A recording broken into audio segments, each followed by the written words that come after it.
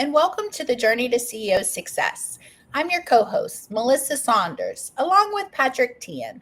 He's an award-winning serial entrepreneur, CEO coach, and a Wall Street Journal and USA Today best-selling author. His latest book, The Journey to CEO Success, is a #1 Amazon bestseller and an inspiration for this podcast. Hi, Patrick. Hi, Melissa. Thank you. Yeah, no problem. And I am excited to introduce our guest today. He is Dominic Rapini. He's a CEO of Queralt Solutions, a technology company backed by 8 global patents and one mission: to replace outdated login methods, hallelujah, and eliminate passwords across the enterprise. That's awesome. I love that mission, Dominic. I hate logging into to software platforms. He has spent the last 39 years in technology, including 27 years at Apple, where he helped launch the iPod, built out Apple's military retail, and opened up Beats and airport retail channels and generated billions in revenue. Not to mention, he was not once, but twice the #1 producer worldwide. Welcome to the show, Dominic. Thank you, Melissa. And thank you, Patrick, for having me today. Yeah, It's great to have you. It's great to have you. So as we kick off, let's spend the first 1 or 2 minutes for you to just tell us a bit about the company you work for right now. What do you guys do, and what's your mission? What's so special? Yeah, so what is very special here is that we have, we're blessed to have technology and that we own, that that's surrounded by a defensive moat of patents that is very revolutionary, and it's very straightforward. We have a software product that we developed in conjunction with Homeland Security, the cybersecurity division, that allows us to eliminate passwords in a network. And we replace those passwords with a secure device like an iPhone or an Android or a computer or a thumb drive. And, and then we do all this by leveraging technology that's already on the network, where we will work with any network in the world, whether it's Cisco or Microsoft. We just plug in and play, or we fit in and stand out, depending how you look at it. Our product is at government readiness level TR7. So we're on the last leg of commercializing and turning this into a product that we are going to use everywhere. And quite frankly, we're going to go to places like Africa and free all of Africa of passwords. We're going to free enterprises and hospitals of passwords. We're going to save them money. We're going to save them time, and we're going to save them ransomware attacks. And we're going to really change the world one login at a time. That's awesome. That's awesome. So it's all about security, right? And I was looking at your website, and your website said hackers don't break in; they log in. They log in. That's yeah, right. So that's interesting. Pat, Patrick, what drives that is there's over 3.4 billion phishing attacks, phishing with a P, every day, right? Yes. And these attacks are being more sophisticated because of artificial intelligence. They're being socially engineered. You're being socially engineered. Salesforce just suffered a huge ransomware attack through social engineering. One of their employees, said, "Oh, your man." This is fictional. I don't know exactly what it was, but they would say things like, "Oh, you got to sign off on this here on your expense report, so we can get you everything that get you up to date." They click on it. Their password gets surrendered to a hacker. They now have it. Now they log in. They don't have to break in, right? And that is happening all over the world. But if there was no password, there would be no social engineering. There would be no break. There would be no ransom. Wonderful. Awesome.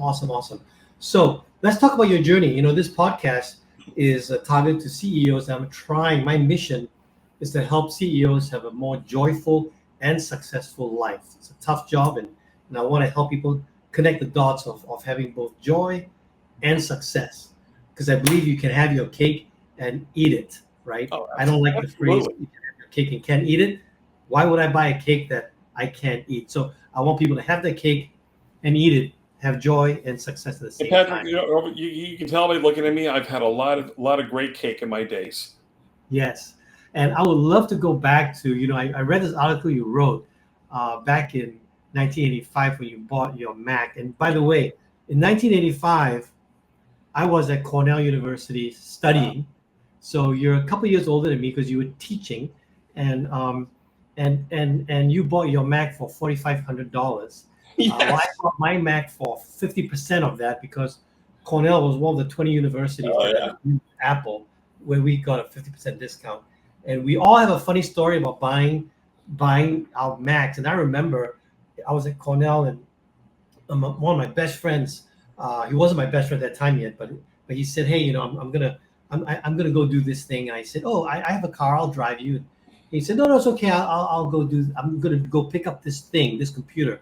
I said, "Oh, I'll go with you." He said, "No, you don't even know what it is." I said, "Fine." So turned out we both went and bought a Mac, and I'm driving back from the store to my dorm, and my Mac's in my car, and he's walking on the road with his Mac box. I waved at him. I didn't stop because he It was did 20 not. pounds. It was 20 pounds.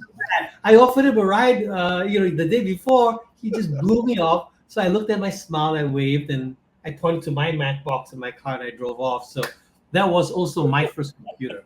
But we'll hear your story. My Mac has brought me tons of joy. I'm an Apple fanboy. Between my Apple Watch, my iPhone, my Vision Pro, and all the stuff that Nice. Apple makes. But tell me about how you started your journey. When you from that article.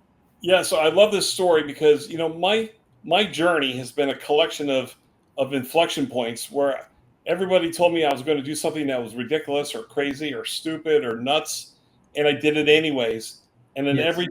every juncture, my decision to follow my instincts changed my entire trajectory of my life. So as a young science teacher at a prep school, I was teaching biology, coaching football, dorm master, all this crazy stuff at the Westminster School in Simsbury, and Connecticut. And you don't make a lot of money. You make like $9,600 a year. I'll never forget that number because I could barely cover my student loans from Trinity College with it. And my friend, a math teacher who just retired, who just left the IBM, a young guy, Dan, he said, "Come on, we're gonna go to the computer store." He was gonna go buy, I don't know what it was, like an Apple IIc, maybe a little early for the PC Junior, I think. And he chickened out, right? And meanwhile, I'm like mesmerized by the Macintosh, and because of this thing called General Electric credit, Yes. God knows how I qualified for a $4,500 loan, and I went home with a Macintosh and an external floppy drive and an image writer printer for $4,500, no hard drive, nothing, and maybe a surge protector. And I went on a Saturday afternoon. I sat down in my dorm room where I was a dorm master at 6 o'clock at night, and I did not get up from my desk until 6 a.m. the next morning when it was daylight. And it's been never looked back from that point on. And then while I was at that school, I helped them build their first Macintosh computer lab with 15 Macintoshes and a laser printer. So, oh my God, here I am. I'm like 24 years old, and I got access to a laser printer. I'm printing transparencies for my biology class. I'm doing anatomical drawings for my athletic training, sports medicine stuff. I'm designing football playbooks, and a laser printer, for my defense that I was coaching. And it was like my imagination ran wild. And the Macintosh for me was all about imagination. Yes. Right? It's really about taking what you can imagine and turning it into reality. And so those are days of Mac Write, Mac Paint. That's Draw. Right. And I became really good friends with the computer store salesman, right? And so he started giving me programs like McDraw, and these other advanced programs, advanced at the time. I think maybe even all this PageMaker. I'm learning how to use it. Now I have access to all the software. And they started sending like ad agencies would call me up and ask me to come train them on how to use their ad agency. And I would get I would get a check for $70. I'm like, oh my God, this is like a lot of money. So within a year, I was actually left and went into the industry where I became a desktop publishing specialist in Connecticut. And, I was renowned all through that industry, through the market. And, out of 1,000 people in that company called Computer Factory, I was like always top 3 in profit. So it was that's when I realized I had sales skills and marketing skills, and we did some incredible stuff. At Christmas time, there would be stacks of Macintoshes and Apple IIs up to the ceiling, IBM PC Juniors. And I would go put a yellow Post-it note on every one of them, said sold, except for one, So when a family came in and said, I want to get, here, Computerland has this better price. I said, yeah, but do they have it available for sale? And people like, they would I pay. got one. They would pay. I got one. I got one. Like, all right, here's the deposit.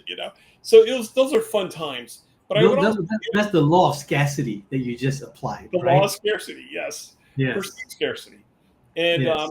and so I was doing enterprise work. I would be selling thousands of PCs to Aetna in the Hartford, because you did everything back then. You sold IBMs and Apple products, and that's really where I got my PhD in the industry. Then I would fast forward a little bit, through the 90s. One of the big things I did was I was the vice president of marketing and product development for Microtech International. So we developed third-party products for the Macintosh platform. And I was doing trade shows at Macworld, $250,000 shows back and forth. And, all my friends thought I was crazy by doing that. But then in 97, an old friend of mine who I made work at Apple said, Don, why don't you come work at Apple? I said, well, I don't know. Apple was a $4 billion company at the time, losing money. They were getting killed in the press. And Steve Jobs had just returned that July, and I joined in August of 97. And all my friends said, don't go to Apple. They're dead.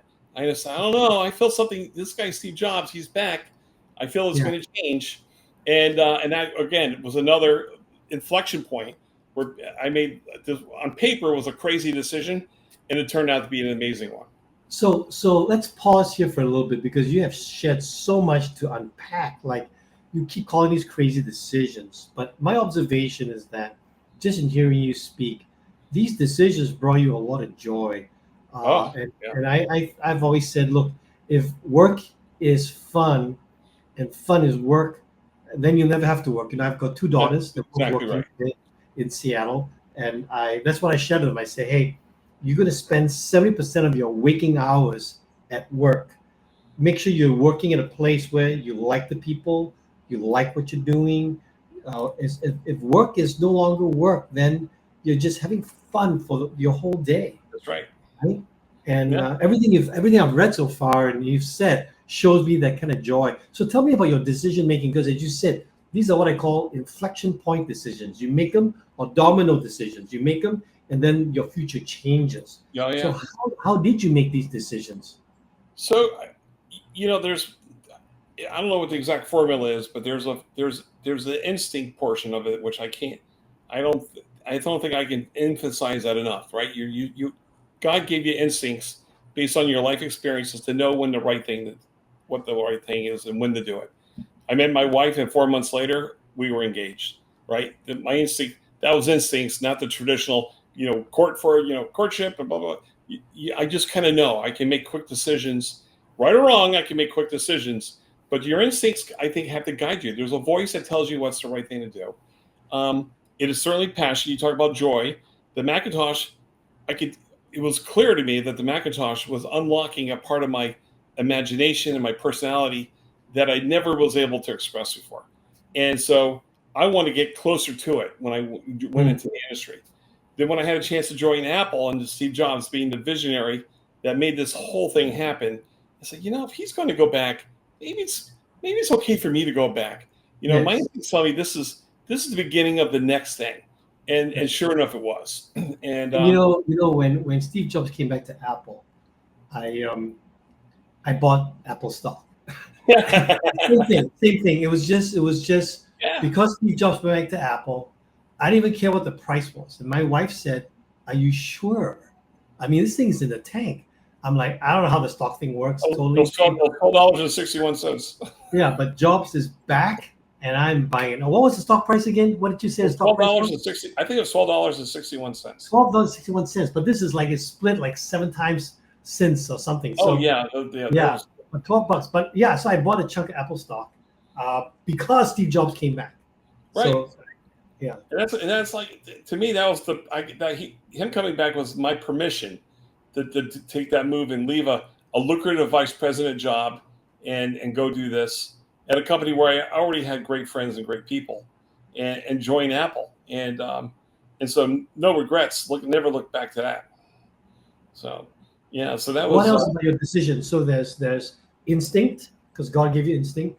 There's passion. You're following what you love.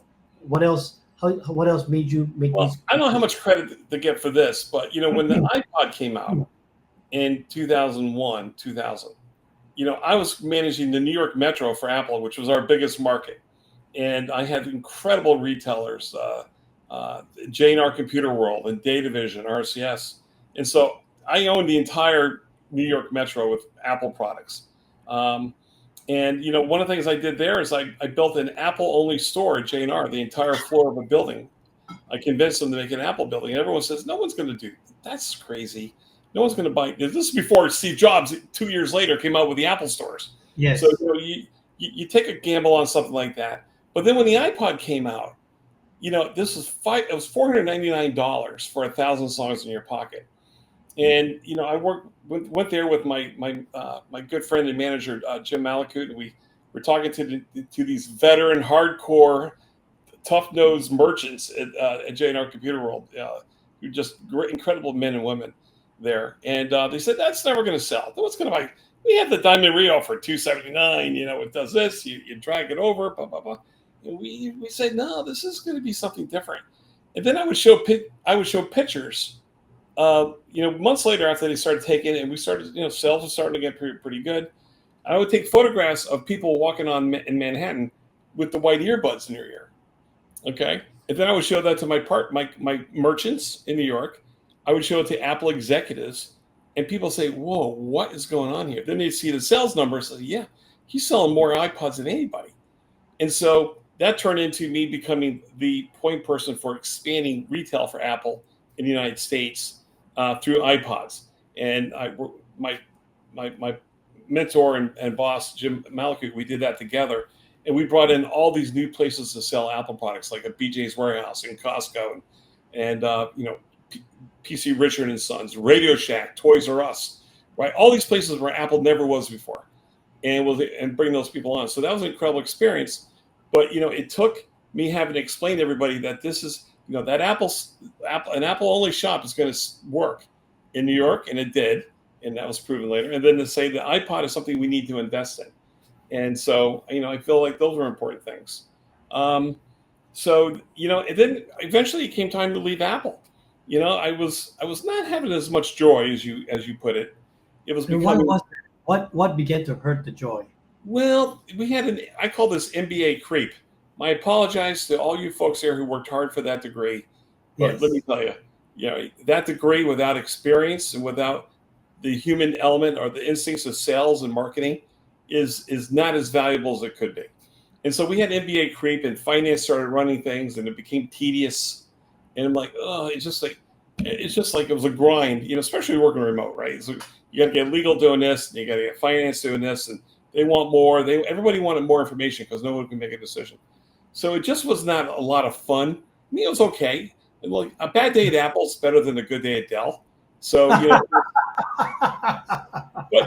there was something else I could do, and my mother was not doing well, so I said in 23 I left Apple, and it was going to just go into the nonprofit space. And it turns out nonprofits have no interest in anybody from the private sector. I don't know why. I couldn't get I'm not nonprofit to even look at me. But then my friend Dave Cook came in and said, "No, we had this product. We did a Homeland Security. It does this, that, and the other thing." And it was really not a product yet. It was just code and patents. And again, my friend said, "Don, why would you do this? You got nothing to sell." I said, "Well, the joy comes from turning this into a product, right? Identifying the market, identifying the partners, and here we are a year later. We're about to get our first customers, an entire government of a sovereign country. We've got." We've advanced the definition of this product at a high level. I got great people working for me. We're having so much fun, and we're not even making a lot of money. I ain't even got a paycheck yet, and I'm having a blast. It's the most fun I've had in 20 years, and because the joy is in creating something of your own, right? And Yes. define the product in your own image, and with the feedback of great people that you bring in to the whole formula. So when you retired, well, you used the word retired. So you retired from Apple, but were you actually retiring from professional work and came back? yeah, I was not going to go back to tech. I really wanted to do fundraising and nonprofits, around, child slavery. I was trying to get in that involved. I tried to do the Boys and Girls Club, but they wanted, I don't know what they wanted. They wanted something else, and the Red Cross is like, no, you're too professional. We don't want a high level guy. We want people to, they wanted farmers, not hunters. In fact, that's actually generally true of nonprofits. They want farmers, and I'm a hunter. So a hunter is a little, it scares that culture. So I'm like, okay, I don't want to be a farmer. I think what you're demonstrating also is, I'm not surprised because you've been at this a long time, but you have a lot of self-awareness as well, right? You are able to identify, I'm a hunter, not a farmer. It ain't personal. You guys need farmers. That's not me. It's okay. Yeah, no, it's true. Yeah. It's like, I'm not, and I'm too old a dog to change either. I'm not going to become a farmer. I'll die of boredom, Yeah. I'm always got to be hunting. And I think that those are things that there are certain things in you that I don't think you ever want to change, regardless of how old you are. Like right. I think Peter Drucker, some of his work, he was talking about the effective executive. He talks about how you should figure out what you are, who you are, and then line up the job for that. So if you already know that you're a hunter, you don't want to go get a job as a farmer. No. Even if you were younger, it doesn't matter, because that's not so much that you can't learn, because I'm sure you can learn, but it will go against the grain. It will go against what you would find joyful. Right. And so any organization needs hunters and farmers, right? Yes. Farmer is not a bad word, right? Yes. You need farmers like to keep the business strong the way that's been built. And you need hunters to bring in new opportunities. So at Apple, you're a little bit of a mix, right? Because you build up a business and then you got to keep it going. But you're a hunter because you're looking for the next thing the next retail opportunity, the next the next product launch, and how to maximize, the Apple ROI around events and opportunities. And you gotta smell opportunities and go after them. That's the hunting part. The farming part is you got to make sure the inventory is there and you're checking in stocks and you're making sure all the plumbing is in place. So. Great. So as you let's come back to your current company. What is bringing you the most joy at this current company, and what are your dreams for this company? Well, here at Queralt Solutions, one of the things I'm most proud of is I built a team of people that are, in football terms, a good football team, no one cares about who scores a touchdown, right? The offensive linemen never score touchdowns, but they're always cheering the running back or the quarterback, or, and so in a football team, which I've been around for my entire life, I've always been part of a team where everyone cheered for one another, right? And so here at Queralt, we cheer for each other. And we have Malik, who's going out there building business in Africa. We got Lisa, who's helping define their product and pull the engineering pieces together. We got Marty here in New York, uncovering opportunities with investors. We got Dave Cook, pulling together the investors on the back end. And we got our gentleman named Chris, who's pulled together the contracts and all this stuff. So we got all these people doing all at high level. And you know what? No one's looking for credit. They're just looking for the whole success of this organization. And our success will be when we hit our first revenue, which is imminent. And when we get some big investors to help us scale and have a product that's going to be standalone in terms of its scalability and functionality in this industry. It's not like it's a crowded industry, right? But we're gonna actually fit in and stand out in that industry, and that's going to be pretty awesome when we start taking what we've got and turning it into a product. So well, you are both exciting and excited. I love that. I got two children, two girls who are young in their careers. One's 26, one's 23. I'd love to know, and I think of the decisions you've made along the way. Start as a teacher, doing this, doing that, buying your Mac, going to Apple, and things like that. And I think sometimes the kids these days are very fixated on making the right choice. Oh, yeah. Mistakes. What thoughts do you have on that? Yeah. Make decisions, like how have you made, like, give my kids some advice. Well, if I was talking to your kids, and I was talking to some young people the other night at my alma mater, I said, you cannot be afraid to make a mistake, right? You can't. In fact, you're going to make so many mistakes. If you could see all the mistakes you're going to make in your life, you would probably curl up in the fetal position and never do anything. It's like, but it's okay to make a mistake. Just don't make the same mistake twice. So go out and try things. And at Apple, we had a lot of leeway to go out and do things, and we failed. We put together these promotions that didn't get the ROI. We put inventory in the wrong places, and you know what? We just fix it, and we say, okay, we're not going to do that again, right? And we move on to the next thing, because once you stop trying, you're going to stop growing, both personally and as a company. So you gotta keep pushing the edge of the envelope. So and just remember, every mistake you make is an opportunity to get better, and that's you just got to do that. That's awesome. Well, you know what? It's time for me to ask you my last question. So this podcast is to help CEOs have a more joyful and successful life. And so I'm curious to know what advice you would leave our CEO audience for them to have a more joyful and successful life. Yeah. So I would think one of the cornerstones, I think, of a great company is respect. You have to have respect for all your employees, and you got to treat them like family. You need to have respect for your customers, and you need to have respect for your competitors, right? You need to respect all your competitors, but don't fear any of them, right? Just respect them. So if you take that bucket of respect and you spread it around to every avenue of the business, you're going to do great, because people will always, they'll always treat you with credibility, and they'll always know that you're going to be somebody who's going to do everything they say they're going to do. So I think to me, respect is probably the catchphrase for everything. Respect your competitors, respect your team, right, and respect your customers. You get those 3 R's going, and you're going to rock and roll. Thank you, Dominic. That's awesome. Thank you, Melissa. Back to you. Thank you, Dominic, for being here with us today and sharing that amazing story. Oh, thanks. And until next time, go out there, make a few mistakes, enjoy this beautiful journey we're on. That's Until right. next time, bye. Thank you, guys. Godspeed.